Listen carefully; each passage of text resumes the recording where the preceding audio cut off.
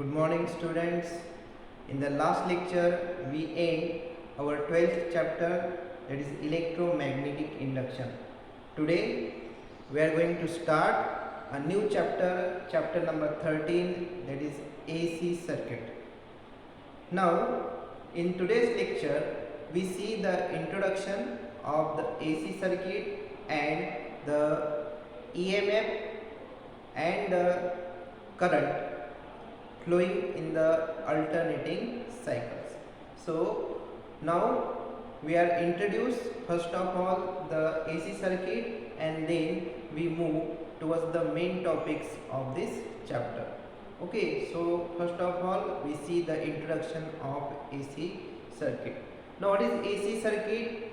AC means alternating current and DC means direct current. Okay, so in the today's life we come across these two type of currents, direct current and alternating current. So what is DC? What is DC? DC, it means a current which have same polarity of voltage. DC means a current, steady current having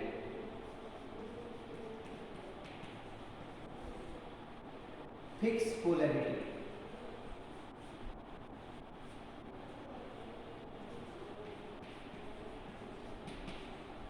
And what is AC? AC means it is an alternating current which have polarity change with time.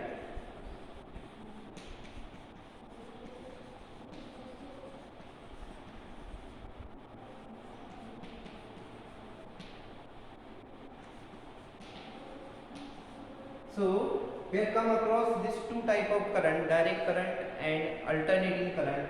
So direct current have voltage fixed polarity, and in which AC current means it is a current having polarity changes with the time. Now in today's life we come across some appliances we are using in the domestic sense. So what are some applications? Some applications are TV, computer, radio, which run on the DC voltage. But how they run on a DC voltage? Because a device called as a rectifier is used in the circuits of these appliances. Therefore the AC current is converted into DC. But some appliances like fan, fridge, these appliances, air conditioner, these appliances directly run on the alternating current. So the appliances we are using today, they all contain resistor, inductor, capacitors, or the combination of these all. So what are the AC current and what are the DC current and how they are developed? So when a coil is rotating in a magnetic field, we get a alternating EMF and also get alternating current. So how this alternating voltage and alternating current form, and what is the structure of that? The alternating voltage is E0 sin omega t, and this I is equal to I0 sin omega t. Now as we see, this sin omega t and cos omega t, sin omega t, these are the harmonic functions. Harmonic functions means they repeat after equal interval of time. So we can say that this E and I, this current and EMF, they both are harmonic, means they repeat after equal interval of time. So what is the physical structure of this? How we can show the physical structure of this current and EMF? This can be shown like this. This is EMF and this is omega t. This is 0, pi by 2, pi. This is 3 pi by 2 and this is 2 pi. Okay, what is this? This is nothing but the angle with which the value of the current and EMF get changes. Now this maximum value of EMF is called as the peak value and it is denoted by E0. So we can write this E0 here. This E0 is nothing but a peak value. Peak value is maximum value. Okay. In this case, this peak value is positive. In this case, the peak value is negative. So this is the value of peak value of EMF. Same graph is related with the current, that is I0 sin omega t, where this I0 is the maximum or peak value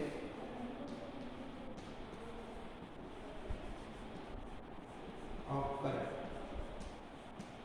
Okay, so this is about the structure of current, physical structure of current flowing in the AC circuit. Now we are moving towards some concept or some terms which are related with the AC circuit, and the first term is nothing but the average value or mean value of AC. Average value, or it is also known as the mean value. So what is the average value and mean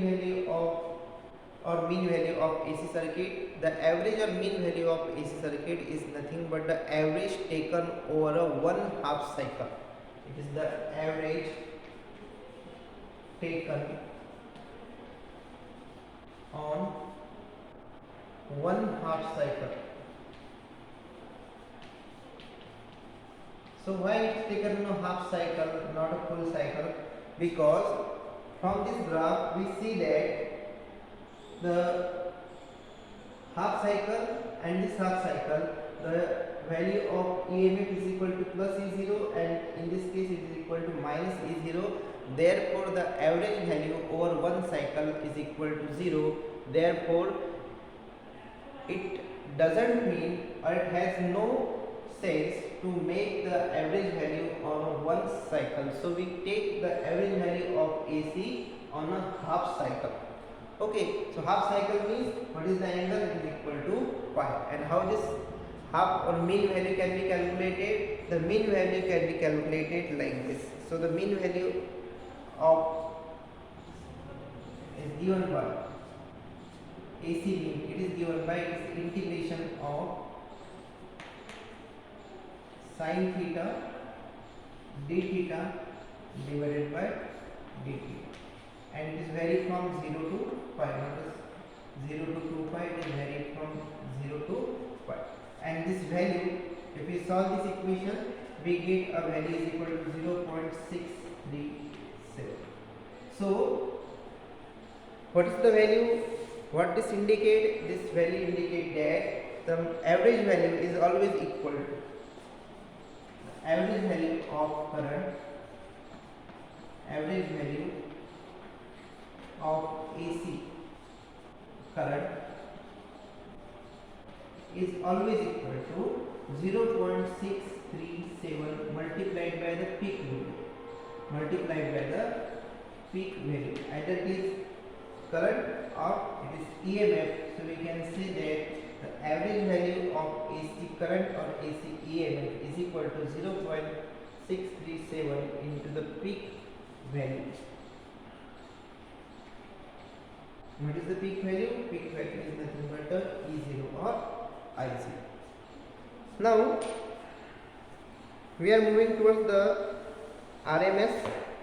Now what is the RMS? So the RMS velocity or the RMS value of current and RMS value of EMF we can find out. So consider an moving coil ammeter and voltmeter. We already studied the moving coil, voltmeter, ammeter, which can measure the average value of current and EMF. Now to measure the values of the current and voltages, we need a property which is not depend upon the current, So heat is a property which can be used to find out the difference between the RMS value and the mean value of the current. So consider an AC current is flowing through a circuit through a resistance R and produces a heat. Okay, so consider that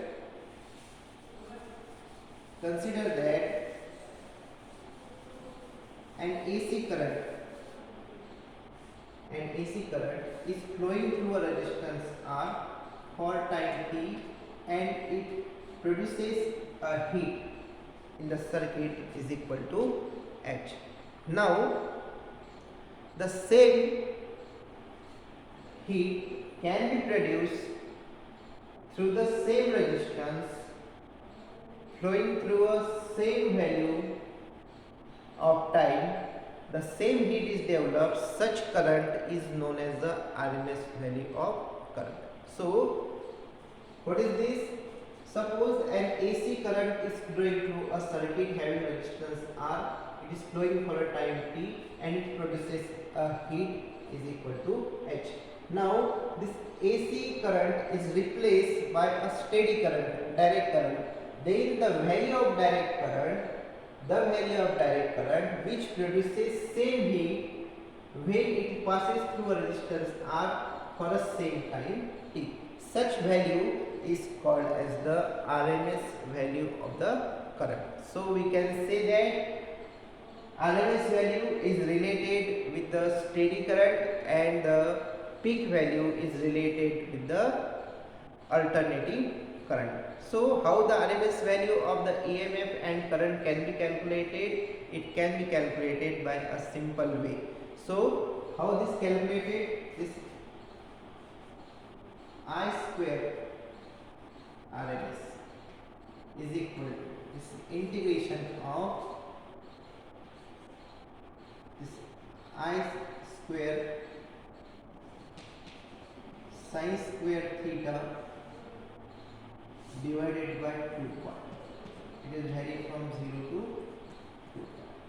And if we solve this equation, this I square RMS is equal to, if we solve this equation, we get this 0 to 2 pi, this I square it is equal to, it is d theta. Now it is I0 square sin square theta and is divided by 2 pi. And we can take out this I0 square divided by 2 pi. It is integration from 0 to 2 pi. It is sin square theta into d. Now if we solve this equation, we get the value. So this value or this integration can be solved as